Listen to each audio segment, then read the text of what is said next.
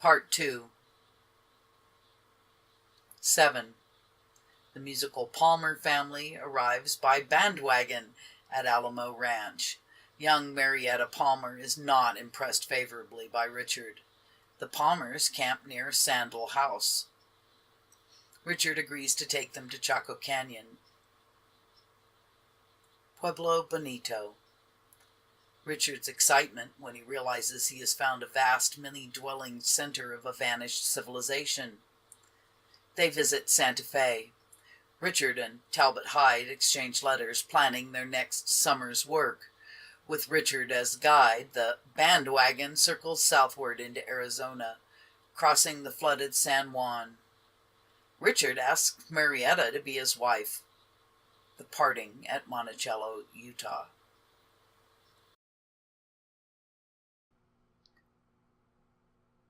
For a month, Richard and the Palmers remained in the Chaco. Although the days and nights turned bitterly cold and the wind funneling through the canyon blackened the sky with sand, blinded them, choked them, Richard took little notice. With Marietta's father, he explored the canyon from Penasco Blanco to Pueblo Pintado. He marveled over the towering walls and the banded, massive effect of Pueblan masonry that had resisted the elements for 1,000 years. He stood on the talus base of Forjada Butte, 400 feet high, and promised himself that someday he would climb its sheer broken sides to the top. He rode over the windswept North Mesa in search of the Navajos he knew were there from seeing their cornfields and a few bands of sheep in the canyon. And when he found the lonely Hogans, he dismounted at a short distance and waited as the shaggy Indian dogs came out barking and showing their teeth, the man and the dogs both observing the propriety of a stranger's approach in Indian country. The snarling dogs usually brought a Navajo to the door, and then the sheepskins or hides covering the doorway were brushed aside, and Richard was asked to enter. In the dim, smoky light of the Hogan, he spoke in their language, and the strangeness between them soon disappeared. The Navajos were threadbare poor. They had a few sheep and horses, miserable clothing, scarcely any silver or turquoise. After a suitable time had passed, Richard was asked, the greatest indirection, where he'd come from and the purpose that had brought him here. He replied that with Hostine Beetzel and the 2 women and children, he had come from the mountains far to the north to see the stone pueblos of the ANASAZI. And then he would ask the older men what they knew of the abandoned villages. They all told him the same thing. Their ancestors had found the broken pueblos just as they appeared now when they arrived in the canyon many generations ago. At the time, there was more cedar trees on the mesa and more grass. Chaco Wash had more water in it then, and the stream flowed at the surface of the canyon floor clearer than now. Not muddy and far down between eroded banks of an arroyo. But the ANASAZI were gone even then, leaving no trace to tell where. Richard was aware such legends were not infallible, and that the accuracy of Indian folklore wears thin after several generations. In any case, as later research would show, the main channel of the Chaco Arroyo filled with sedimentation around the year 1860 and changed its twisting course. In the process, the water level at some stage naturally would have been higher. Marietta sometimes rode out with Richard. Several times she was hurt when he seemed so withdrawn that her sallies left him solemn and unresponsive. Once or twice he failed to hear her at all when she spoke to him.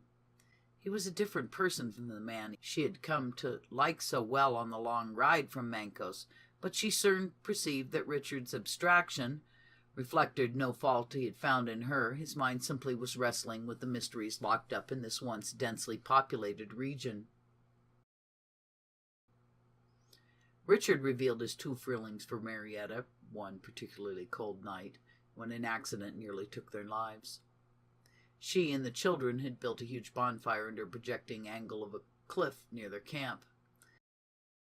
Supper was over, and to enjoy the fire's warmth and greater comfort, Richard pulled a seat out of his spring wagon and tossed it in the sand, inviting the Palmers to use it.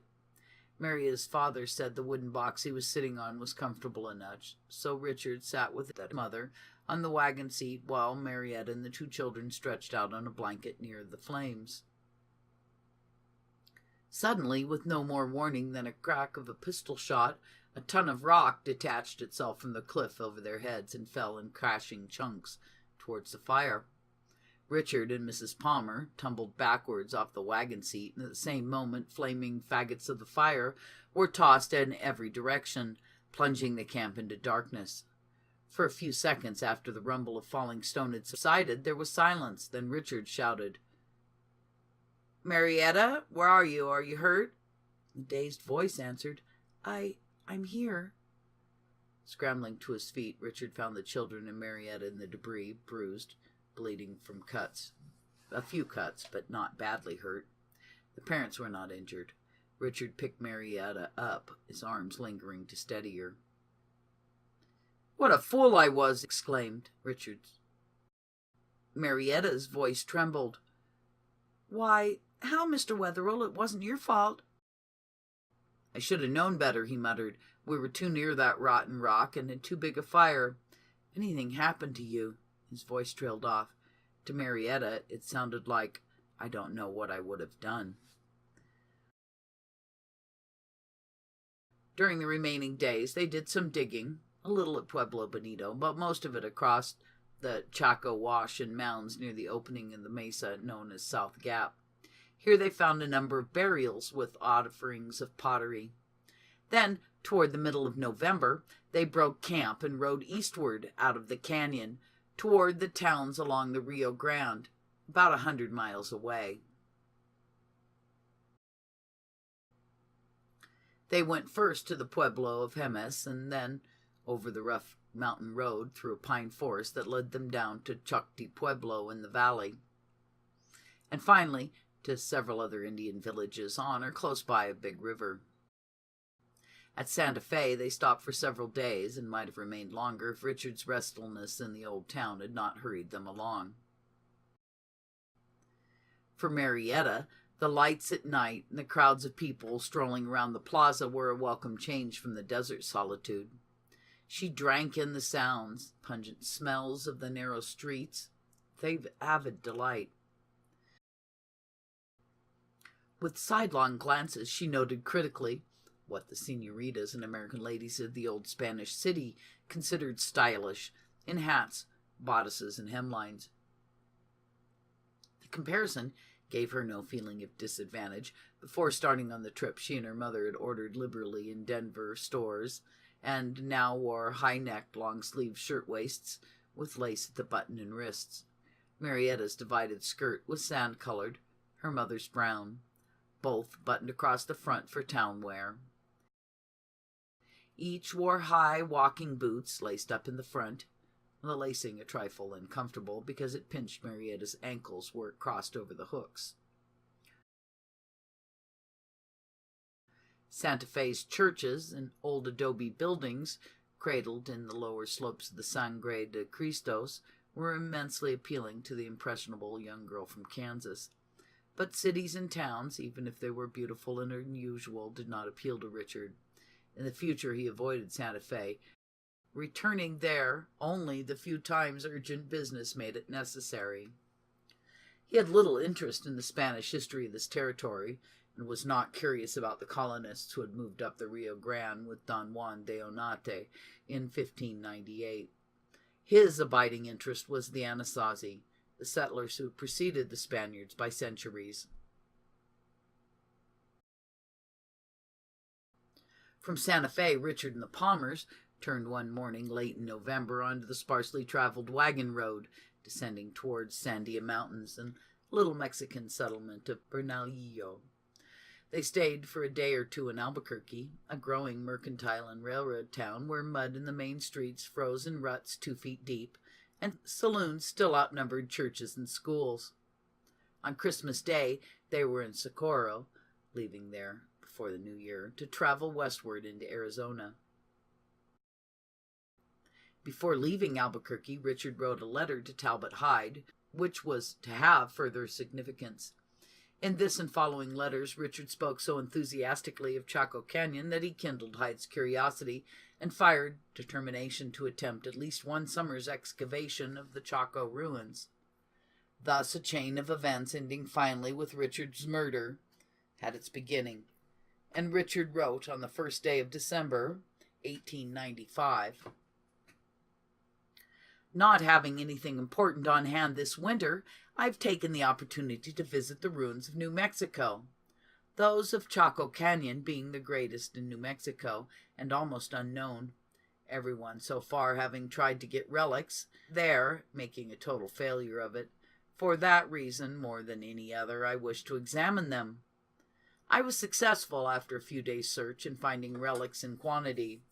The ruins there are enormous. There are 11 of the large pueblos or houses containing from 100 to 500 rooms each, and numerous small ones. How many I do not know, but there must be more than 100. I stayed there until I'd gotten 40 pieces of pottery. Grass and water is plenty, wood scarce. A wagon can be driven to the ruins in 5 or 6 days from our ranch." Richard mentioned visiting the Rio Grande pueblos, some antics of a koshari dance he found repelling, and then said he'd been to Santa Fe, but it was much to be disappointing in my visit, as they had nothing I expected. He said he planned to return to Mancos by way of Arizona and visit every ruin known by the Indians, if I can possibly do so, and get back in time to go with your expedition.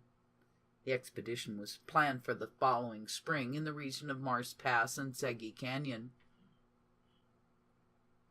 He promised Talbot a map of the country he and the Palmers traveled through, pointing out areas that might be worthwhile for the Hyde exploring expedition to work. Richard referred again to the coming spring expedition, however, and added, "I am saving specimens from all over this region for comparative study.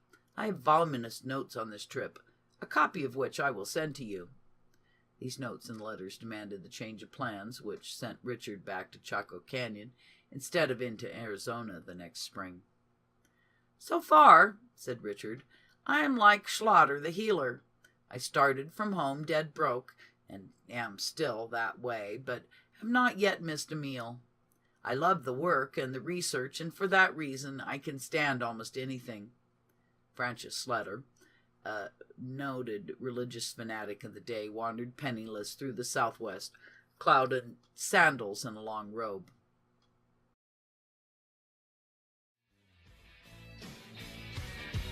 And I feel like New York City. Get me to the farm. Get me to the farm. Get me